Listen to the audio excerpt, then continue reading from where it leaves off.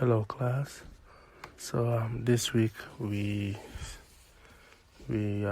learned about the various machine learning algorithms, and also how we can use them in solving classification and regression problems. I will discuss, or I will talk about the support vector machine. So the support vector machine is a machine learning algorithm. This is a supervised learning algorithm used for solving both classification and regression problems. So I will basically talk about three things. I'll talk about the hyperplanes, support vectors, and then maximum margin. So from the data set that I have here, I have two different observations that are marked in blue and those that are marked in red. So the hyperplanes basically are decision boundaries that helps classify the data points or observations. So here you'll see that these lines 1, 2, and then 3, these lines are between these two observations. So these lines are known as the hyperplanes. Any observation that is blue will fall below this line here, and any observation that is red will fall above this line here. So these are known as the hyperplanes.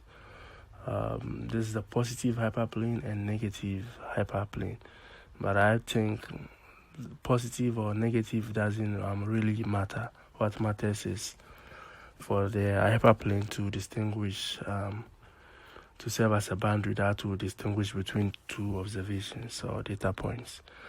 Then when we look at the support vectors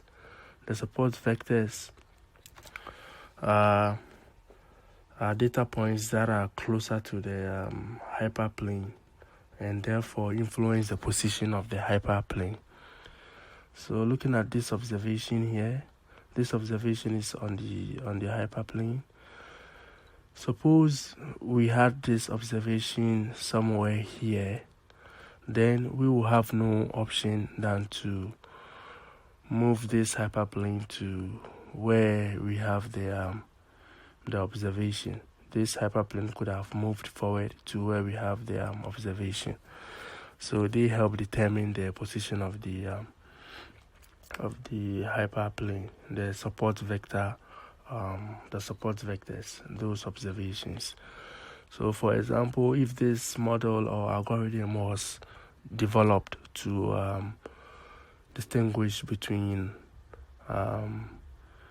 or maybe to distinguish between objects, for example, and maybe the blue observations say are oranges and then the red observations are mangoes, you'll find out that these observations that we have on the hyperplanes will look similar or will be identical more than those observations that we have at the far right and then the far left side of the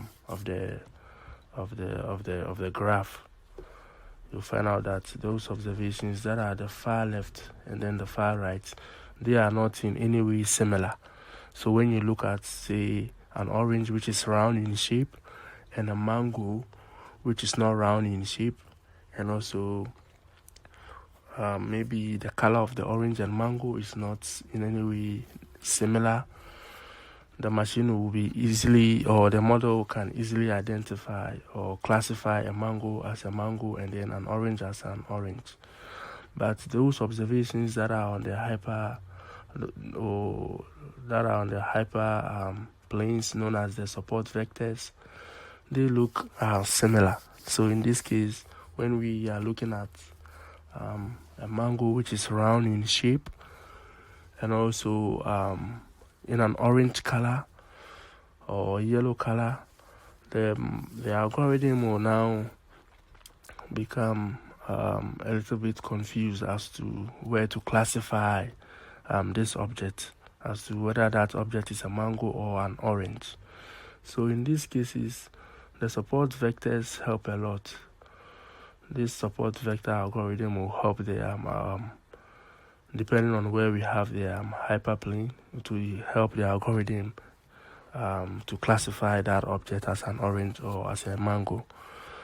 And it's really fascinating, and it makes a lot of sense, because if an orange, or if a mango that is round in shape looks like an orange, and then the machine is able to detect that this is not an orange, it is a mango, then it means that machine in future will be able to, or that model in future will be able to make accurate predictions or decisions.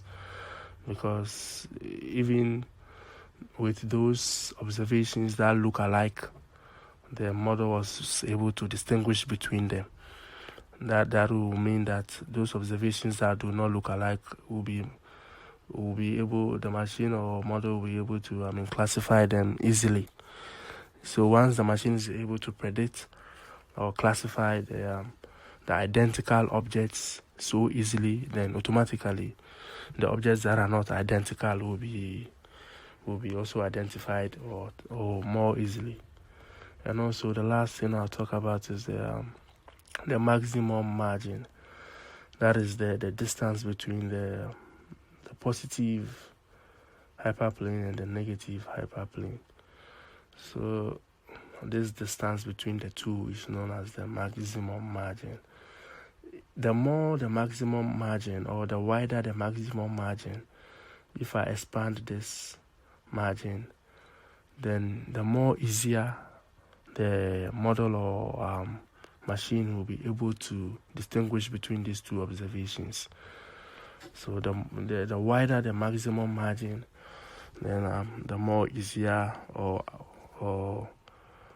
accurate the model will be able to predict an outcome. And also that to help increase the generalization accuracy of the model. The generalization accuracy of the model is how accurate the model can make a decision or predict an outcome when the new data points are fed to the model.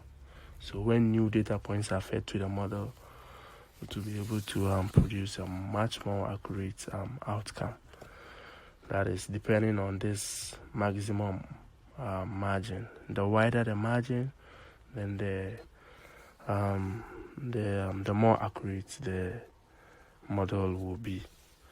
I will end my video here. Thanks for watching.